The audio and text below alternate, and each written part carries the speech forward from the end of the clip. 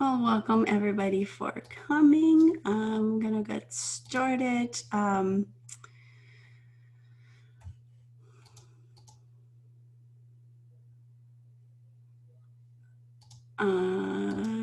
Perfect. If you haven't done so already, I'm sending the link again so you can sign in. Well, I was filling out the form, but it went away. Oh, it's because I shared. Can you see it back again? Yes. Okay. So Okay. you just fill it up. I'm gonna wait a few minutes. If it's just three of us, then feel free to stop me, ask me more questions. You can ask me questions that are just relevant to you and your courses, whatever is it that you want to focus on. Okay, so I'm going to start the share. If if you lose it, if you lose the the worksheet, you're I did. Where'd it okay. go? So you just press escape on your end. Do your windows come up again? Just the link, not the window. Oh, interesting. Okay, so I'll just Yeah. stop the share and wait for you until you're done. Okay. Thank you. Yeah, no problem. See if anybody else shows up. And while we're waiting, are there anything in particular that any of you will be interested in, or more concerned of knowing how to do, or just an overall how to create test on Blackboard? Well, I've never done this before, so everything you tell me is new to me. Okay, perfect. Um, Yeah, I was going to tell you, Elizabeth, yes. that in particular, well, everything is fine because I have little experience with this, but I have a little bit of experience, but not much, and I haven't done it very often. The the design of the test, the type of the selection of all the options you have to Okay. create the test, in Blackboard, Mm-hmm. Yes. all those details about the choices for the type of question and things like that. Okay, awesome. Yeah, no, that's definitely something we're going to cover today, and I will make sure I focus on that. And like I said, if we get started, you want to slow me down, just let me know, and I will do so. Okay, I'm going to start sharing now so we Okay. can get started. Okay, Okay, so perfect. this is my course. And the way I arrange the course is in this top area, I put all the housekeeping items, and I can come in here and move them around if I choose to do so. In the bottom part is all the tech things, like any helps, any tools, any technological or kind of that they need help with the technology will be down here. The middle part I reserve for my course content. It's just easier for them to break it or chunk their learning that way. So I named this area course content, and this is where we're going to create our tests. Once again, just to help the students be able to focus on what they need to do in the during the week, or um, during certain parts of the course. I just break my folders into weeks, and over here in week 5, we're going to add the test. So on the top, I created like an agenda. What do they need to do to be successful that week? What they need to read, and what other assignments do. So here I have what they need to read and some of the assignments that they have to do. And we're going to create a test here because this is the last thing I need. So in content is anything that we want to give our students, and assessments, anything you want them to give to you. Yes. Excuse me. I'm not seeing a full screen of you, just part of it. No, go to your window and Oh, select the corner and expand it. Can you see it? select what? Um, do you see my screen or part of my screen right now? Yes. Uh-huh. Go to the bottom of of the little square and try to expand it. Let me stop sharing, and it's going to be black. So go to the bottom of the black square and just expand the corner.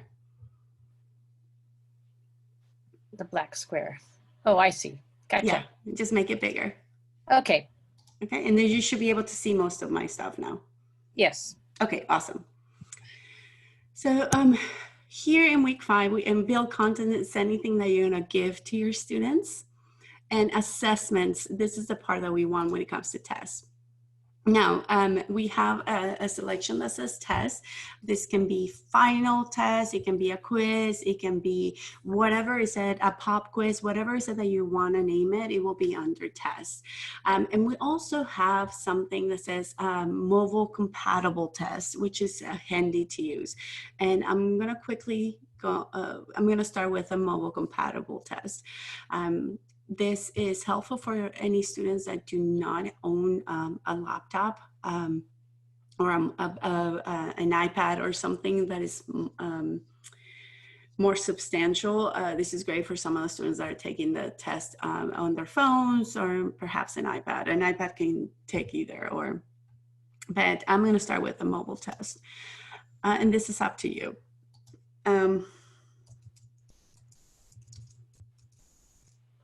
So this is how you create it. It's called practice test. You can put the description. It covers chapters 1 through 3. Always make it available to your students. You can add start dates and end dates if you like. Obviously, the most important part to put here is a due date.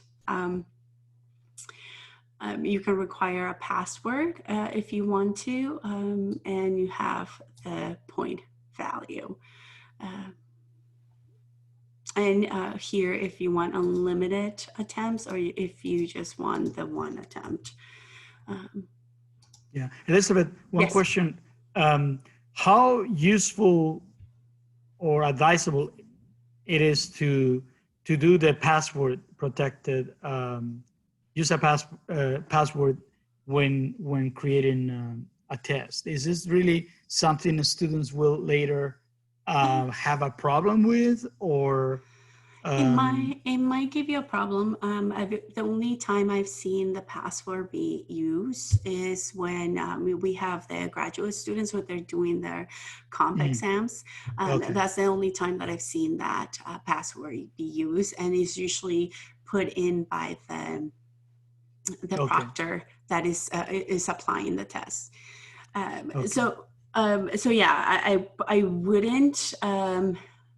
In put a any password. regular quiz or test, unless it's something major, really a very, very super important test, special test, you wouldn't use the password. No, I Okay. wouldn't. And then Okay. when we go to the other way to make tests, it's a little bit more powerful than the mobile test. And Oh, there's okay. certain things that we can apply to reduce any kind of academic dishonesty.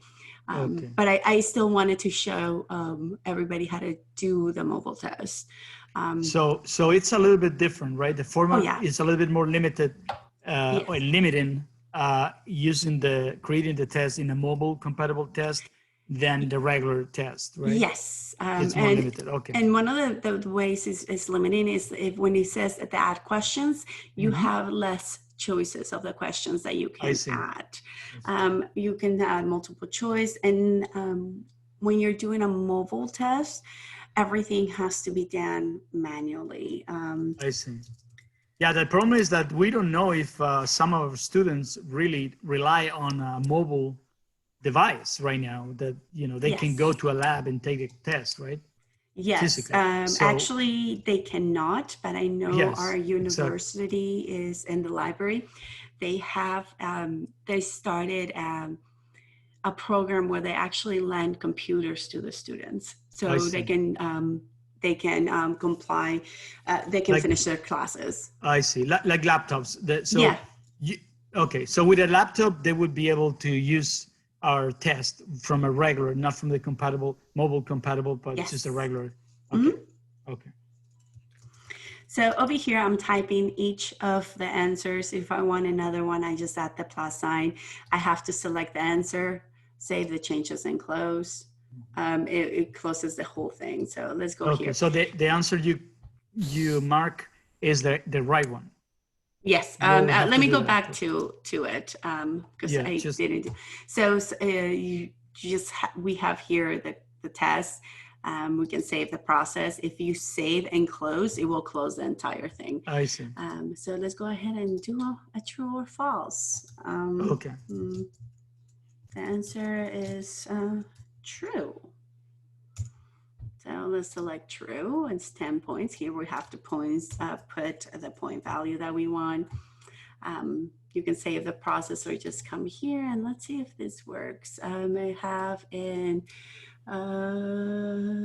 short answer. Elizabeth, Yes. the option for yes or no, isn't it here, right? What do you mean? Instead of true or false, yes, no. I don't know if it's exactly the same way. And if in the regular test section, there is a distinction between true, false questions and yes, no questions. I don't know if it's any different. It could be different the way students respond to that in a way, but sometimes statements are very clear and concise statement. Yes. The way it depends, I think, on the way you formulate the question. Yes. For a yes, no versus true, false. You know what I mean? It's not. It looks like the same, but it's not really the same. But no. And if you use yes and no questions, on the other tests you get. I can just probably come here and do a multiple choice, and Yes. that yes. And oh, I no. see. Only two. Then, okay. Yeah. Okay. Yeah. You. So you can make edit multiple choice.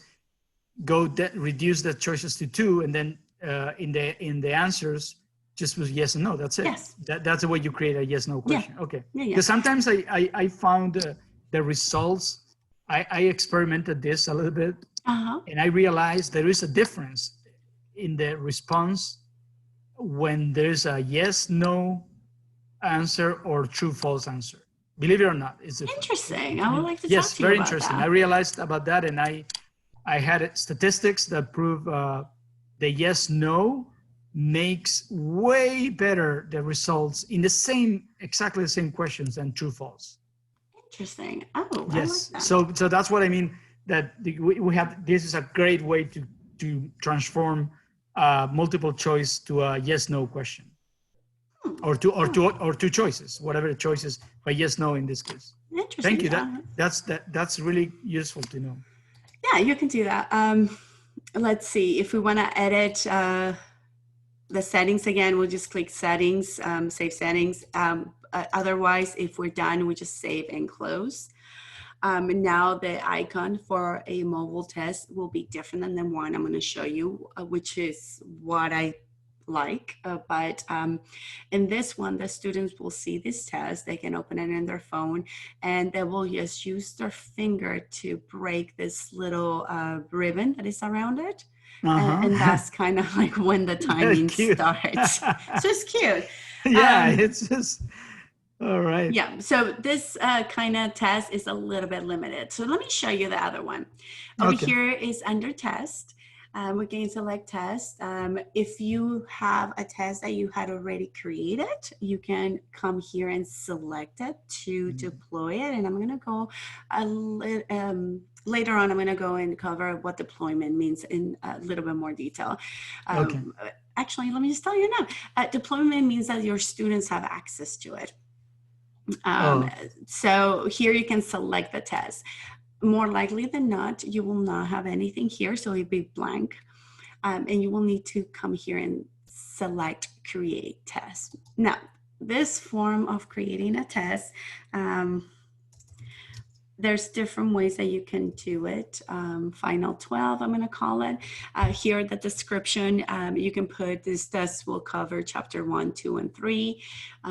Whatever is it that you want to put helps the students with ADA compliance, and it gives them a heads up. In instructions, I would put how much time they have to complete the test. You can emphasize again what chapters is covering.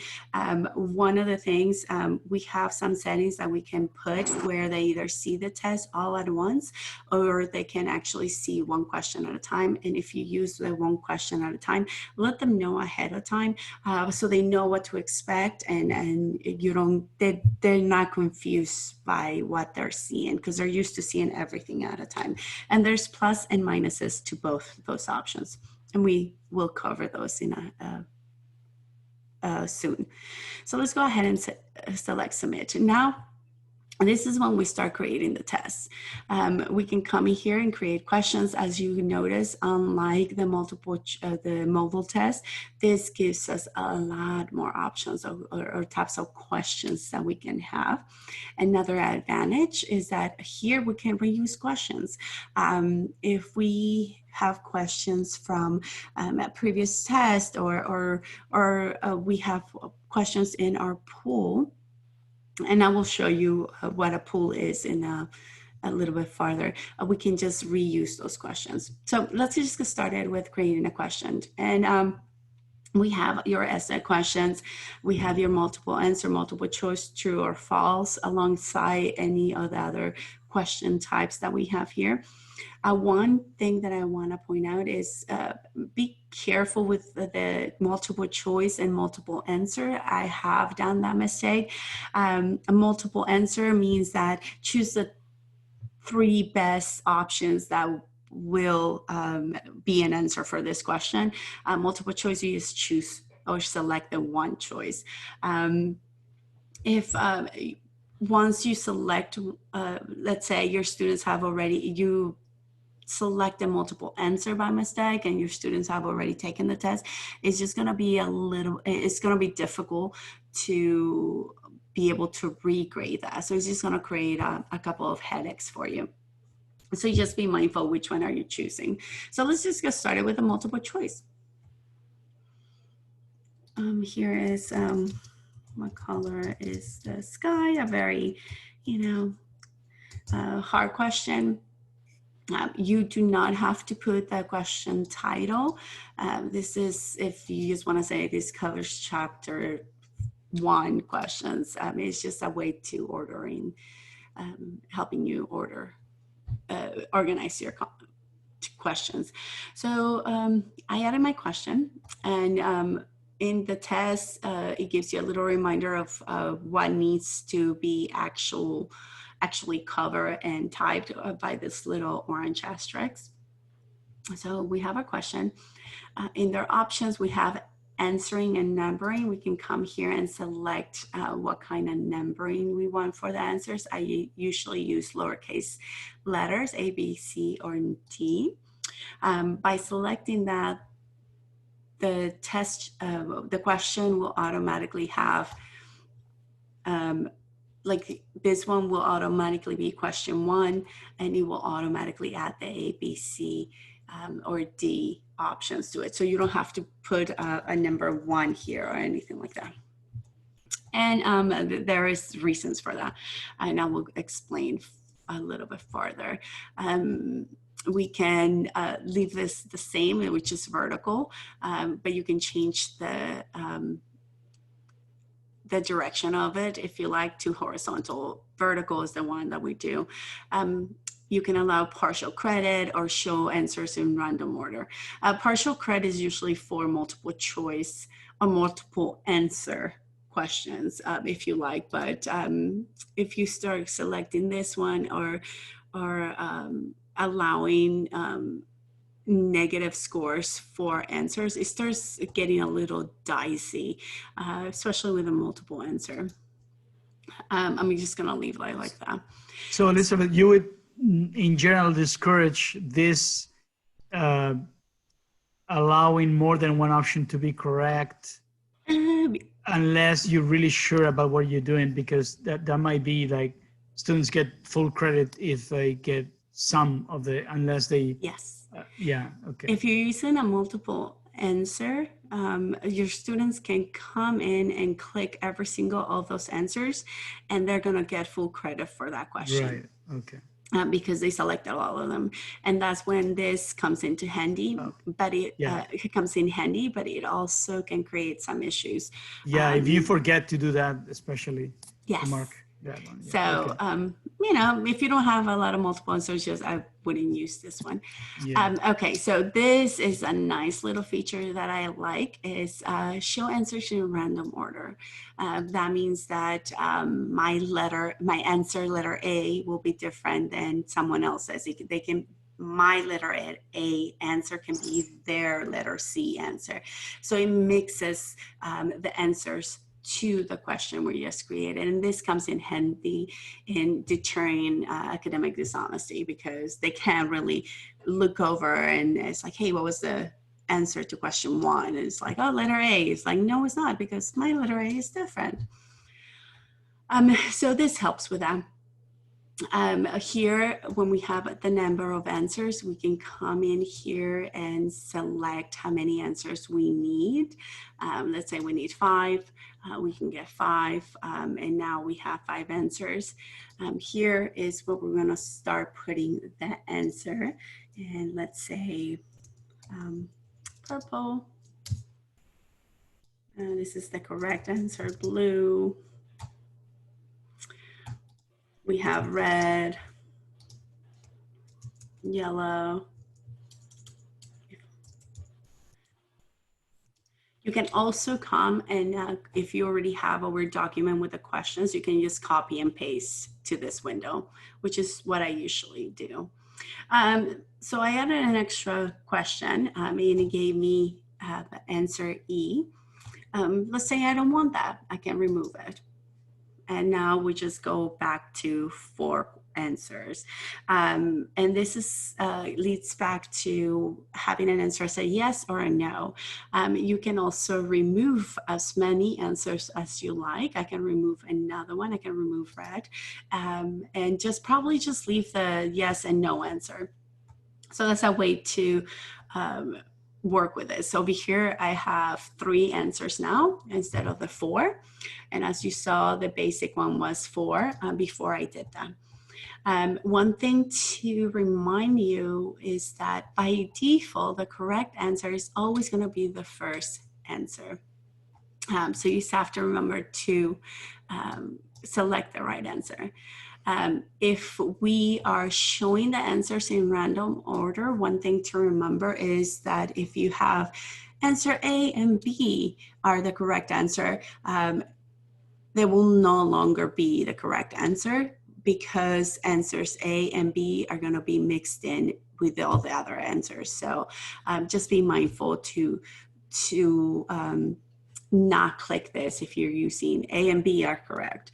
Another just kind of a good pet peeve of mine is if you have selected show random and show the answers in random order. If you have all of the above are correct, then that's just a little distracting. It's better if you change the wording a little bit to say all the answers are correct. Or purple and yellow are correct. So just be specific and be mindful when selecting show answers in random order. So we have selected, oh, sorry about that. We have selected our correct answer over here. Let's just go down and see what else we have. We have feedback. If they get the question correct, we can say, great job. And if they get it wrong, we can probably read chapter 3, page 2 again. So we can give them feedback on that way. You can categorize keywords over here. You can set the level of difficulty of the questions. It's just a way to organize and organize your questions. You can have instructor notes if you like. One thing that is handy is if you have multiple questions that are multiple choice, you can just submit and create another, or just hit submit if this is the last question. So, and now we've created our first multiple choice question. It tells us there. We can have here check if we selected the right one. We have the correct feedback and then correct feedback. We can come here and add more questions if we like, or choose the create a question. And now I'm going to go to select an essay question over here. Select the question. Once again, we have the question title. We don't have to fill that out. We have the question text over here. And this is a very intricate question. What do you think of this class? If we have an answer, we can actually give them like the correct answer if we want to. Once again, we have the category and keywords. One handy thing is you can add a rubric. So here you can select a rubric or add a rubric. This is handy so your students know how you're going to be grading them on this question, and they know what to expect, or they know exactly how you're going to grade this question. So this is handy to add a rubric if you like. And once again, instructor notes. Let's just go ahead and submit. And we have the same options as we did with the other one, the multiple choice. And if we want to add another essay question, we can just submit and create another one. So let's hit submit. Now I'm going to go and create a true or false question.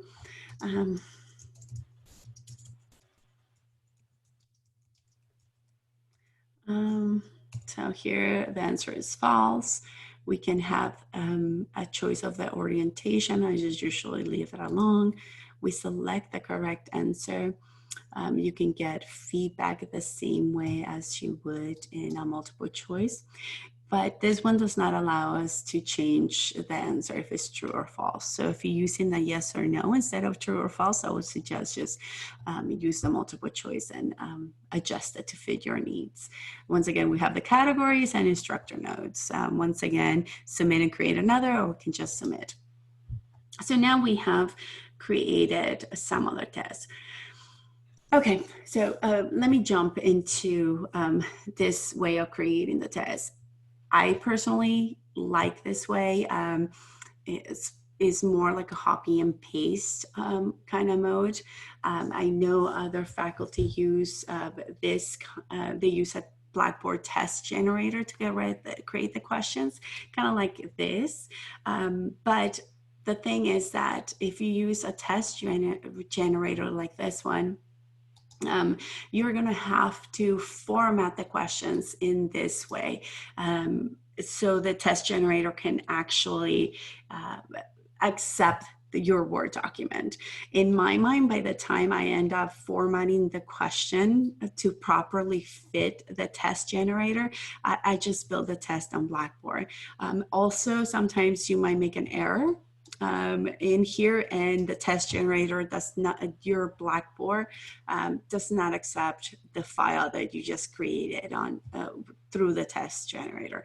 So it's up to you. Some people are very comfortable with the test generators. I feel is the same amount of work, so I just come and build it and copy and paste it. So that's up to you, and see how you feel with your workflow. Okay, so in your experience, unless it's something, I don't know, but the amount of work is about the same or even more, yes. Editing the generator than just working directly on Blackboard. Yes. And the good thing about Blackboard is you're already in Blackboard. Everything's going to be saved and done there. Okay. Yeah, and if I need to change the question, from the test generator, I can still do it, but it's just, by the time I finish formatting the Word document how they want it, unless you're doing it from scratch and you just start using their formatting, it's just easier to just do it in Blackboard. I have a question. Yes. I teach a field botany class. Mm-hmm. So sometimes we're going to have pictures of plants or parts of plants. Okay. And we're going to ask questions about that picture. How do I do that? Perfect. Okay. So I have here, and I'm going to assume you're going to use a multiple choice question, right? Okay. So this is a text box, and the text box is very powerful because it gives you a lot of options that you would have in a Word document. Sometimes, let's say, if you don't see a lot of options, come here and select this double down arrows and open up your text box. And as you can see, you have a lot of options. We can add the text here. Black flower is this. Come here, and over here you can have insert a picture image. Okay. I can come browse my computer, select, let me select an image. If I have one, I should. I'm going to select that one. It's not a flower. I will have to come in here and add the image description, flower, and the title. This helps with any of your students that are using like a screen reader or some sort of format. This just keeps the ADA compliant by adding the image description, the title. So let's just go ahead and select insert. And this inserted the image that I have. If you want to adjust the size, come here, select the image. Hold on a second. Once again, technology always embarrasses you when you want to come here. Oh, there we go. So you just click it. I right click, so it was able to let me do that, and I just adjusted to fit my needs. So come here, hit enter, and now I've added an image to it. You can add a file here. I'll be mindful on adding files, especially if you use some sort of lockdown browser for your test. It might not allow them to view it. So just take a picture, come here. If you have graphs in your Word document, just copy that and paste it here. You should be able to paste it. Just, yes. I have a question. Which if you're gonna upload a text, and you don't want to directly write here, but just a text you have already done that is a little bit difficult to copy here, and you just put the document, does it work better with Word or PDF? Is it preferable to do it in PDF, in Blackboard, like or which one do you think is and overall best? for Blackboard, at best, Yes. not in the test section, but for Blackboard, it's better if you have a PDF. Okay. Because it opens up on the browser. If you put a Word document, it automatically downloads it for them. So it depends what you want to do. I know a lot of the designers like the PDF. I know I sometimes, depending on what it is that I want to achieve, instead of a document that they need to fill in the blanks or put their own content in there, I just sometimes just do a Word document. But if it's like a white paper or it's a research paper, I save it as a PDF, so it opens up in the browser, and they don't have to, especially when they're using a mobile device, they don't have to like look to see where the document downloaded. It automatically opens up for them. So it depends what you want to achieve. I will highly recommend that all of your content be a PDF, just because it's easier for the students. Right. Well, I'm thinking about in the exam, put a poem, or it's a literature class. So having students look at the poem or the text, and then asking questions about that, like about that text, for example. They have to, so it would be probably better for them if this is a PDF document here. Yeah, but you might run into some issues, because I know I had a faculty member who was having issues adding attachments into the test. So I'll just, for tests, I would suggest that you come in here and either add the picture or add the actual poem as a test. Right, it's copy and paste copy and paste the poem, and then delete the formatting. Yes, and then do whatever you want here. Edit the test here in the box, and then The test question, right? Yes. Yes. Yeah. That would be probably those open questions that are not multiple. Well, maybe some could be multiple choice, but the questions, the answers would be probably a short answer or about, a little analysis of a poem, something like that. Yeah. If you have access to the word or the poem that you can upload it here, you can just put it in here. I prefer that. Okay. If you have an embed code to a video or something that you want to add to this, or maybe you just want to get rid of the formatting that you have, I would suggest hit this HTML code, and I have stuff in it. So it gives you this weird thing. Don't be scared of this. If you have text that you want to kill the format, I can just have a Word document. Let me see if I can copy something really quick. Oops, not that. If I had my Word document open, I can just copy and paste the text, and it will kind of get rid of a lot of the format. So that's a way that you can do it. Let me see.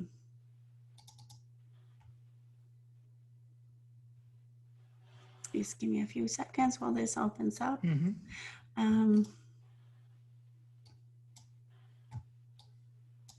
Okay, so if I have tests, I can come here, put it there, update it, and it gets rid of any format that I might have.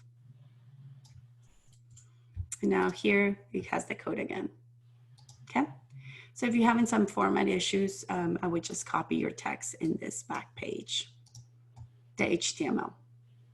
But yeah, no, this text box is very powerful. It gives you a lot of options. You can add the pictures, you can add a video in your test, and even HTML code, like embed a video in here. So it's very powerful. Let me submit it. Oh, I guess I didn't. I'm gonna just cancel this. So now we have our test. Now, reusable questions. This is gonna save you a lot of time. Oftentimes the publisher of the book that you're using, they give you questions for the test. And that's handy. I know that McGraw-Hill and some of the other publishers do this. One of the things to look for, it will be under LMS, which stands for Learning Management System. You can go in there and download the questions or test banks. Or it will be under Blackboard questions. So you just have to select Blackboard questions and download the package. And I can show you how. One thing, when you are getting your questions from the publisher, they usually are in a zip file. Do not unzip them. If you unzip and then try to upload like the text document or whatever document is in there, Blackboard is not going to like it. So the file has to remain zipped. Usually if you are using a Mac and if you're using Safari sometimes automatically unzips those folders. So just use a different browser like Firefox or Chrome. And anyway, anywho, I prefer to use it as like best practice to use Chrome and Firefox because it's going to avoid a lot of little issues that you might face as a faculty member or that your students might face. So once again, if you go to your publisher, do not unzip those files. And I'm going to go into a little bit more detail when we go to another part of this presentation. So let's go ahead over here. I have some tests and pools that I downloaded from a publisher. Now I'm going to come here and reuse the question. We have question set and random block. You can also find individual questions. This is my favorite, create a question set. Over here, I can create my question set. Let's say I want questions for chapter 1. Here are all the questions up here that I have for chapter 1. If you have the question type, you can see it's a multiple choice question, a true or false question, and I might have some essay questions. I am not sure about that. One thing, I'm going to collapse my pool here, and where it says question types, I can come here and just sort the kinds of questions that I want. Let's say I just want my multiple choice questions. One thing to be mindful of when I'm using a questions block or a question set like we're here, try to choose the questions that are the same level of difficulty. And we'll go into more details a little bit later. So over here we have one advantage of the question set. I can come in here and curate the type of questions that I want my students to see. I can click and select the question. If I want to preview the question, I can click on this little box, and the question will pop up. I can check if this is the actual question that I want my students to answer and the content that I cover. I can come in here and select all of the questions that I need and just hit submit. And now we've created a question set. And this goes back to why all the questions need to be the same difficulty, is because over here we have display number of questions. Right now we have it set to 1. Here, let's say I want 5. Submit it. And now what this is doing is I have a total of 15 questions, but my students are only going to see 5 of those questions over here. What that does is Blackboard is going to mix in all of those 15 questions, and every student is going to get a different set of those questions. So it definitely helps with academic dishonesty, because not every student is going to have the same questions. If you want to view here the questions, you can come here and view the questions that are here. You can still preview them. And if let's say we don't like this questions, I can come in here, select the questions that I don't want and remove the questions. And select OK. And now I have 10 questions. From those 10 questions, students are going to have a variation of 5. So they're going to have 5 questions out of those 10 questions. And so that's a question set. Now let's go ahead and create a random block. A random block works in a similar way. But now let's go ahead and select chapter 1. Nothing will show because I have to show all the questions that I want. Let's say I want all my multiple choice questions. And it does this to kind of avoid having that mixture of like all of the questions and having all the questions be about the same difficulty level, because it's not going to be fair if you have a student that gets all of the essay questions while another student gets all the true or false questions, because that can happen, especially if you're randomizing it the way that I showed you earlier. So the question block kind of helps you do that. Another difference with the question block, we can still come in here and check the question, but it does not allow us to select the questions that we want. But the only thing that we can just do is hit submit. And over here we have 21 questions that it chose random for chapter 1, and that are multiple choice. So we hit submit. And now we have 21 questions. We can have to come in here and select how many we want our students to see, and we hit submit. So now we have 21 questions that are going to be randomized, and our students are only going to see 5 of those. Unlike the question set, we cannot come in here and remove some of the questions that we don't like. So those are the difference between the two, question set and random block. Okay, so we have that one. If we want to find a question, let's select that, select the chapter, We can just come in here, select a question. Actually, I can select a couple of questions that I want, hit submit, and it will just add them. It had my question, true or false question, and it added a multiple choice question. So all of these last ones that we did is just reusing questions that we already have. Let's go ahead and select OK. And anytime that you create a new test, the final, it will be automatically selected for you, and you just have to hit submit. But let's say I don't want to deploy my test or have my students have the test. So I don't want to do it right now. Let's just hit cancel. As you can see, nothing is here. So whenever you are creating tests, don't freak out if you cannot find it, but you know you worked on it. Tests kind of live in a different place than they do. You will come in here and go to course tools. And this is where all your test, service, and pools live. So over here, we're going to find test, service, and pools.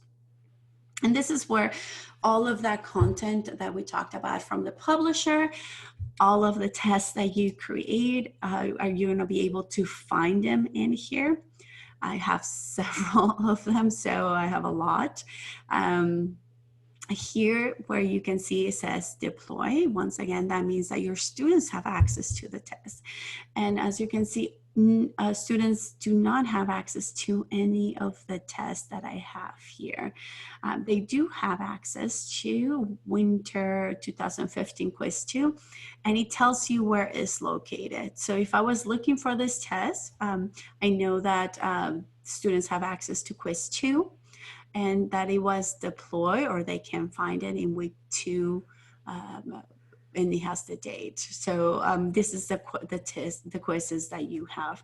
If you are lucky enough and able to get the test from the publisher, you can come in here and select import the test, browse your computer, find the unzip file. It can be something like this one, and select it and submit it. Now that we're here, another thing I would like you to point out, when you are looking for those files from the publisher, one thing to keep in mind is sometimes they they make the distinction between test and pools. If you download something that says test, it must be uploaded to test. If you download something that is from pools, you must upload it to pools. So let's go and let me show you pools. Here you can go through the same process, import a pool, select your file and submit. Sometimes the publishers do give you an import QTI package.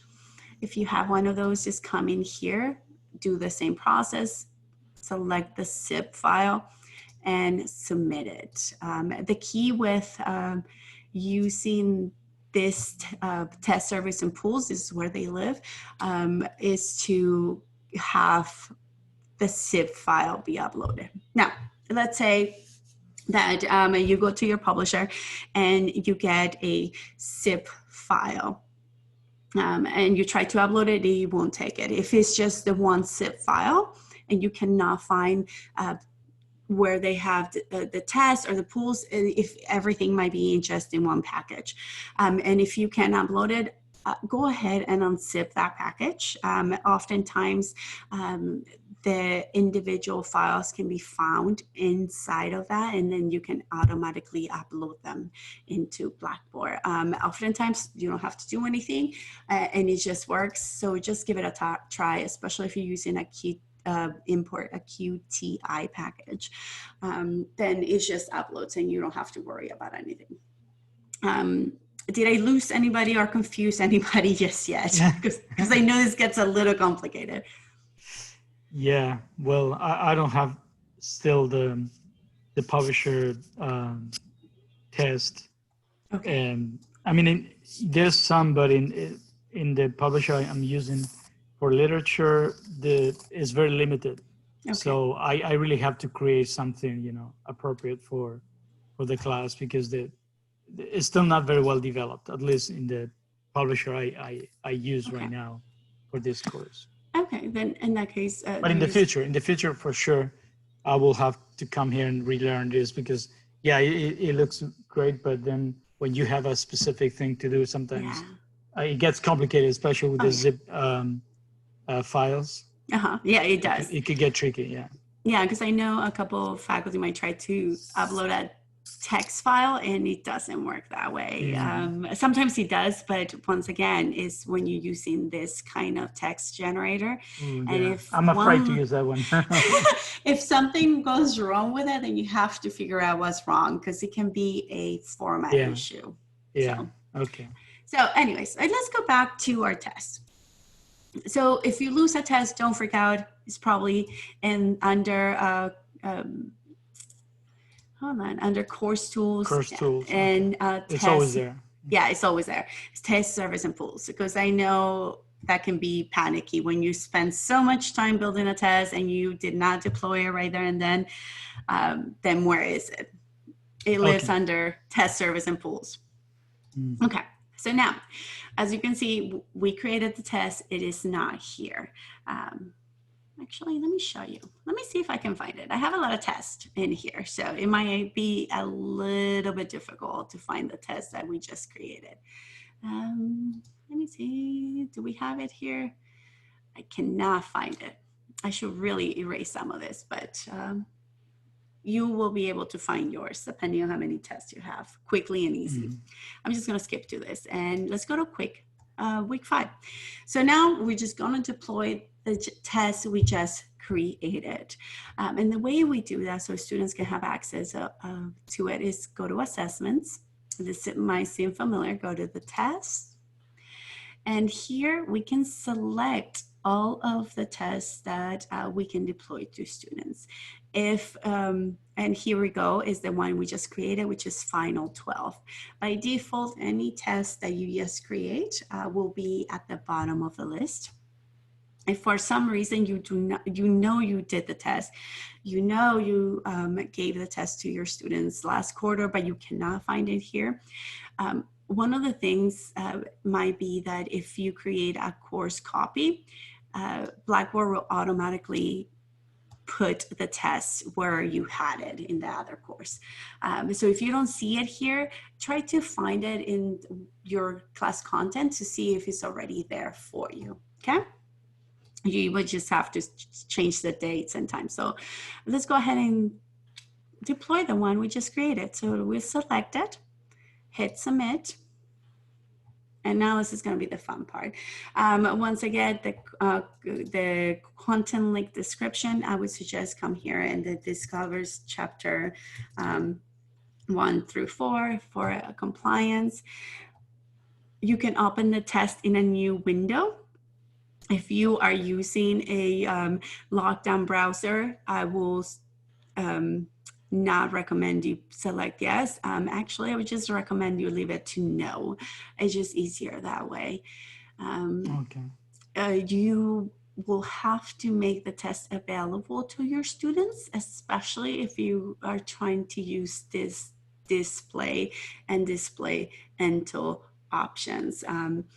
If let's say I want my students to get the test on April 9th, and maybe be gone by April 10th. Here I can select the timing that my test is going to be available. So if I have this set up, but this selected to no, my students are never going to be able to see this test because this option takes precedence over any of these options. So just leave that to yes, especially if you're using this. Here you can add an announcement for the test. It's always a good idea because the students get an email letting them know that you have uploaded or deployed a test and when it's going to be showing. Here, if you're using this quiz or as a formative kind of assessment, you can give your students multiple attempts to complete this test, or you can just give them, let's say, 2 attempts to complete the test. Quick question, Liz. Yes. if we want all the students to take the exam in, let's say, 60 minutes at the same time, like this date from 4 to 5 p.m., you would put the timer 60 minutes, and you would have here the time, the exact time at what when students will go to the test, and 60 minutes later the display until that time, right? You could, So yes. it would be 60 minutes right here and right here. So Yeah. let's say the same date, and you have to select the time, let's say 4 here and 5 here. So it's going to be displayed from 4 to 5 p.m. on Yes. the same day, and it's going to give you give the student 60 minutes. You can do it, right? You can do that. Yeah, it could. One question: what would you want to limit an online test for that just time frame? Well, the main reason would be to avoid students to pass the answer down to everybody else in the class if you give them like 24-hour period, unless it's something a work that is really more individual, more of the type of an essay or personal reflection paper, something like that. They can have a week to complete it, or a day, or but if it's some quiz that students will take quickly, that's really, they wouldn't need more than an hour, and that would, to me, minimize the chances they have to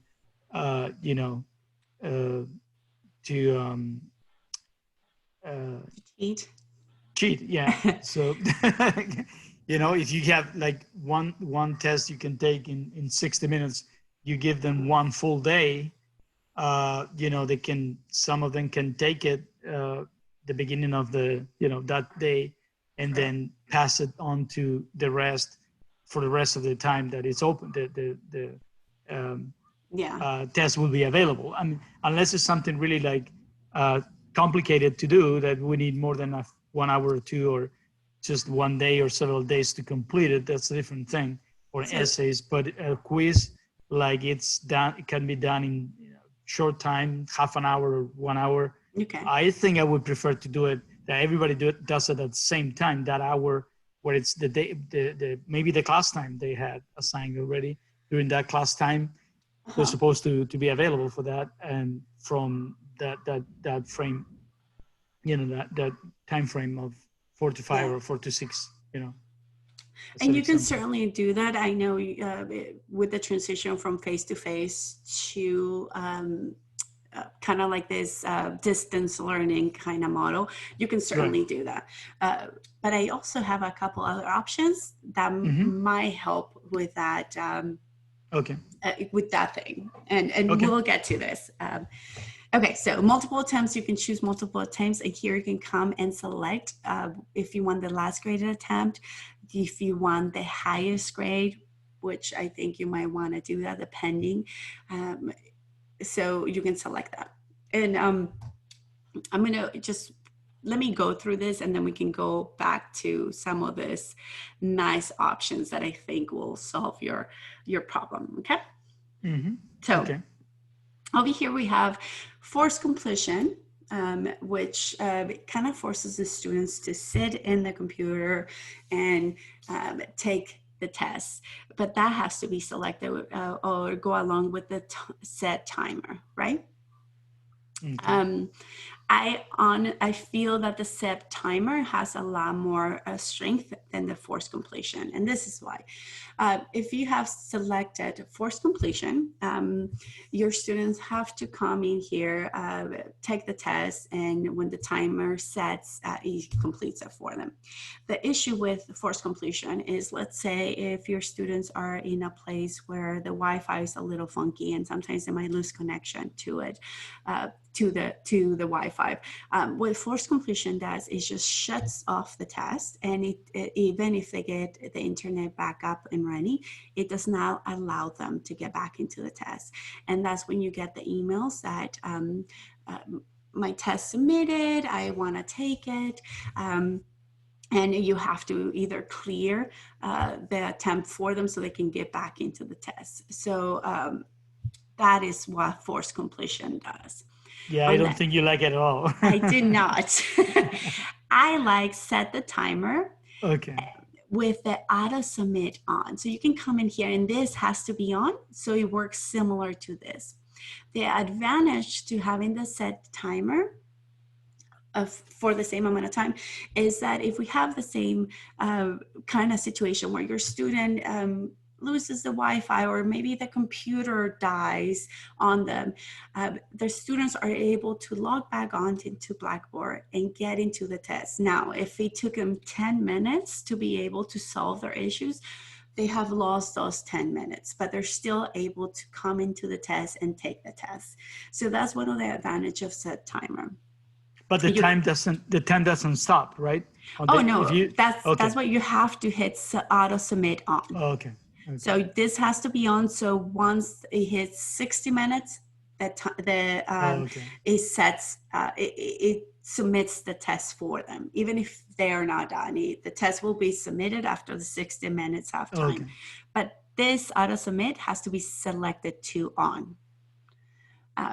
So this is why I kind of like the timer. It's less of an issue, or if you want to let them know, it will be force completion on, just let them know ahead of time. But I prefer this one. It gives you a little bit. Yeah. Especially when the Wi-Fi kind of gets a little funky. Once again, we have the passwords, same thing that we had one of the options in the mobile test. This one is mostly used for comp exams for graduate students.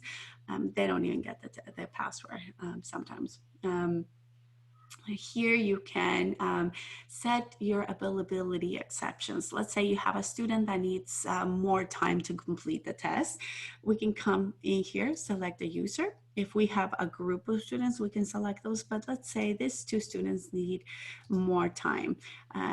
Let's they get 150 minutes to complete the test. We can give them multiple attempts, or just go back to a single attempt, whatever it is. Here we can extend the availability of their test. If they're gonna need extra time to complete the test, I would suggest you can start a little bit earlier. That way the due date for everybody is the same.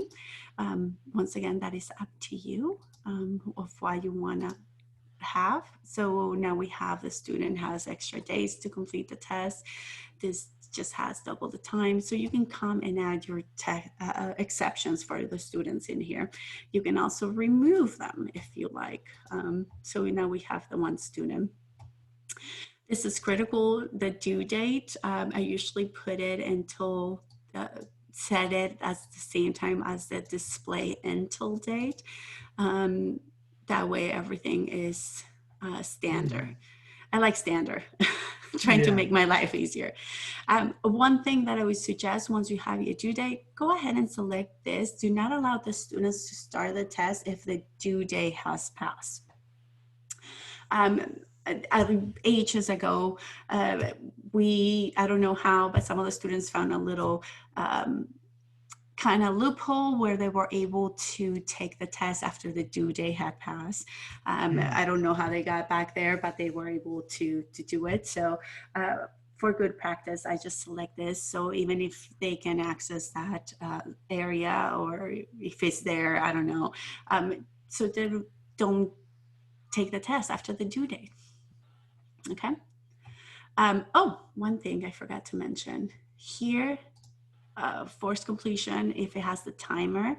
Another thing that it does is that if your student, if you have it to be display until a certain time, if your students get into the test like 5 minutes before, the test,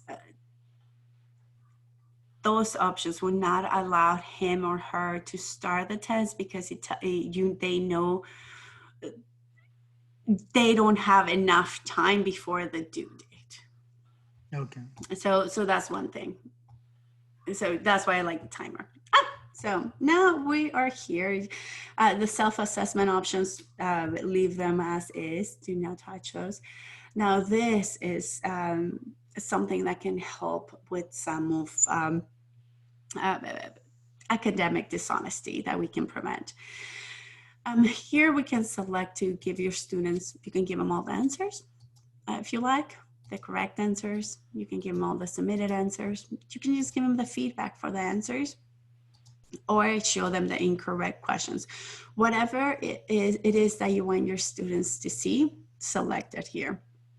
If you're not sure what it is, just come here to the little icon with the eye and it will tell you what it is. Mark questions answer incorrectly. Here is show all the possible answers correct and or submitted. So this is the options. So you can come here and let's say I want them to get the feedback and all the incorrect questions that they got. The key to prevent academic dishonesty is just to come in here and just select this once after due date, after availability end day, or after attempts are graded. What this does is that it avoids that that issue when you have a sacrificial lamb that takes the test earlier on the day and then they share those questions with the rest of the class. They won't be able to do that if you only show them or give them feedback of what they got wrong if you select after due date. That means they turn in the test, they don't know how they did, they don't know what questions they got right or wrong, because nothing will be showing up for them until the due date has passed. One of my favorite ones is here is after attempts are graded. If you select this one, this is especially helpful if you have essay questions. What this does is that, let's say you're taking your time in grading the essay questions in the test and you graded Susan's paper. And then you get an email from Jim asking you, it's like, hey, Susan got her grade for the test, but I don't see anything on mine. And it's like, yeah, because you haven't graded it. So after attempts are regraded, it allows you to grade all of the questions at your own pace and time without having those students share the test, because nothing will be released for them until you have graded all of the tests. Okay. So One now, question. yes. Yep. If the test is made a little quiz that has questions that Blackboard would automatically grade, because you don't have any manually graded question like an essay or anything like that. If it's only a quiz with multiple choice, true, false, things like that. Once the exam is completed and after this due date, Blackboard would release the results to the students after the due date, or we'll wait till you release them? So that's one of the things. If you put right after submission, if it's something that you don't need to grade, it will automatically right there and then give the results to the students. Even then, I suggest that you stay here after due date, right. Or after availability end day. This way is everybody gets their grade at the same time. Okay. And they don't get to choose answers or like, oh, what did you get for this? Okay. Whatever it is. So Blackboard doesn't give you the choice of, even if it's automatically graded, wait till you are ready to review all the tests and just make sure everybody did it or whatever, and then release the results. If the test doesn't need a manually graded question, Blackboard would automatically send the results to the grade would be available to students. Also the feedback too, right? Yes. If you put there whatever it is after due date, for example. Okay. Yes. So but I would still suggest do this ones. Absolutely. So but it will automatically release those. All right, thank you. Now over here we have test presentations. And this is what I talked about is like showing the questions all at once, or you can show the questions one at a time, prohibiting backtracking. Now, if your students live in an area where the Wi-Fi is not that great, or they might have issues with it, I will suggest show all the questions at one, because if you select one at a time, what Blackboard does is it kind of refreshes the page every single time that they go from one question to another. So that might create issues for students who live in an area with really bad Wi-Fi connection or internet. So I will suggest just to show them all at once. And kind of like when we had randomized the answers in a question, we also can randomize the questions in the entire test. So my question one will be different than some other students' question one. My question one can be their last question. So this kind of helps with the academic dishonesty as well, because it's like, oh, what did you get for question one? I got A. It's like, well, no, you didn't, because their question one is their question 7. Yeah. And within that, we have the answers to that question are randomized. Yeah, it would take more and more time for them to figure out that. They could do it, but they would need way more time to figure out the which answer is what and all that. Oh yeah. So once we're here, it's going to head and submit. And now we have created the test, and it's going to show up here. It's graded out because we have the test to be available by a certain time. They will not be able to see it. So that's what that means. We have over here that it covers chapter 1 and 2. Let's go ahead and let me show you another test that might be viewable. Let's go here. No, that's not viewable either. Here, this quiz is actually viewable. Our students have access to it. They don't have access to this one. They have access to this one. So just a quick visual check of what you can do to have your students access the test. And here we can tell that it's not available to them, but it will be hidden until April 9th by midnight. They're going to be able to see it. Okay. And that's how you create tests. That's handy to have that. You can check when it's going to be available for students. Yeah. So you know, it's a good reminder about, okay, this test would be, or if you made a mistake, you can correct it because you can see the date there and the time. Yeah. Mm-hmm. Can you show us? I know we don't have much more time, but a test that is you have a VoiceThread test right there. I'm interested in that. If we can, have the time, I don't know. So this is not a test. Oh, okay. This is I'll show you. So what its VoiceThread is that if you have PowerPoints. Yeah. Okay. It is a nice way for your students to hear. Let me play it. And welcome to marketing. This is me. I'm going to stop it because I don't like hearing my voice. But you, as a faculty member, can come in here, upload your PowerPoints. What VoiceThread does, it allows you to add a voiceover or a video. By adding it here, you can add your video of yourself, and your students can come in here, and let's say if I added text for this one, as you can see the text here, and you can just go through, I think it's a video. Let me play it. Thank you for, yes, it's a video.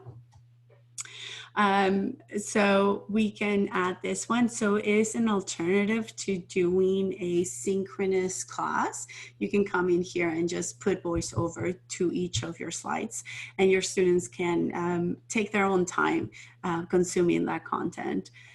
So it's just a different way to deliver your lesson. Okay, so you would tape this in advance, and then when it's available, tell the students, go see my video presentation of this PowerPoint or this introduction, and they can do it at any time once it's there on their own pace. Okay. Yeah, all right. It's very useful. I'm working on it actually. I'm trying to do a few of these, and my students too. So my students can do the same for presentations. Yes. Oh yeah. This is a great one for presentations, and and then they can go in and add comments as well. So yeah, this is not a test. This is a test because I was testing it with another faculty member earlier today. So Okay. it's not an actual test, Okay. like an assessment.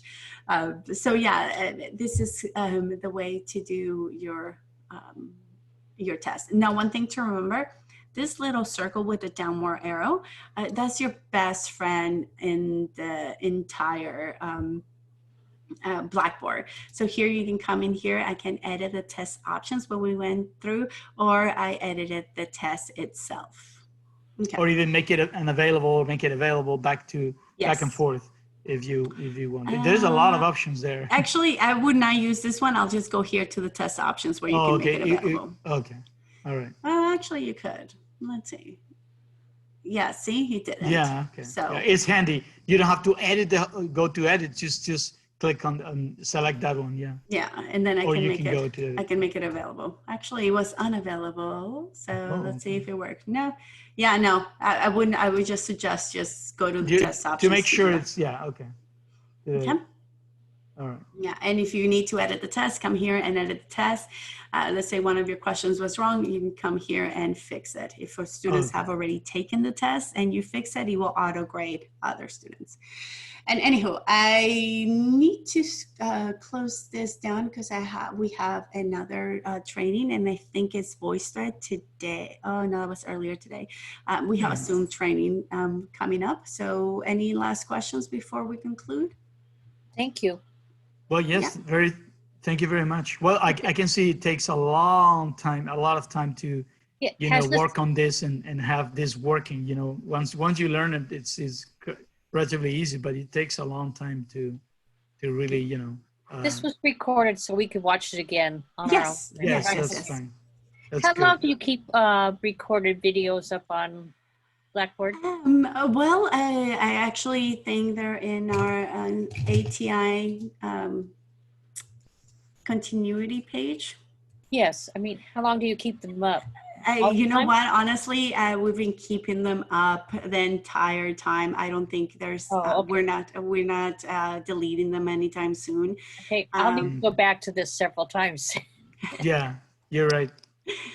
Yeah, we have the trainings there, and every training might be slightly different depending on the questions that we ask or the faculty asks. But yeah, no, we keep them there for a while. So yeah. Anyhow, Okay. I will send my email if you have any questions. Also, let me give you, if I can find it really quick, a link where you can just select an appointment with me if you choose to. That link will, copy it, and you can make an appointment with me, and it will automatically add you to my calendar. Okay. Okay. So Thank you so much, Liz. Yeah, you're welcome. Have a great rest of your day. If you have any questions, you have my contact information, and I will be ending this meeting. Perfect. And if you want to use the same link to get to the Zoom meeting that should be coming up at 4, you're more than welcome to do so. Thank you. Thank you. See you guys. Bye. Bye-bye.